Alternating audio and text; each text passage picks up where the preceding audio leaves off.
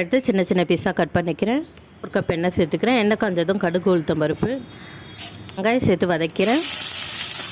கருவேப்பிலை சேர்த்து வதக்கலாம். இஞ்சி பூண்டு தட்டி போட்டு சேர்த்து வதக்கிறேன். வாழைப்பழம் கட் பண்ணி வச்சுருக்கேன், அதை ஆட் பண்ணிக்கிறேன். பழம் நல்லா பழுத்து இருக்கணும், அப்போ தான் குருமா டேஸ்ட்டாக இருக்கும். தேவையான அளவு உப்பு சேர்த்து வதக்கலாம். நல்லா வதங்கினதும் கட் பண்ணி வச்சுருக்க வாழைக்காய் சேர்த்துக்கிறேன். திருப்பிட்டு ஒரு டம்ளர் தண்ணியை ஆட் பண்ணிக்கிறேன். தூள் 1 ஸ்பூன் மிளகாத்தூள் சேர்த்து கலக்கி விட்டுக்கிறேன். மூடி போட்டு மூடிடலாம். தேங்காய் அரைச்சிட்டு வந்துடலாம். வானலில் 2 ஸ்பூன் கடலைப்பருப்பு, 2 ஸ்பூன் தனியாக சேர்த்து ட்ரையாக வறுத்துக்கலாம்.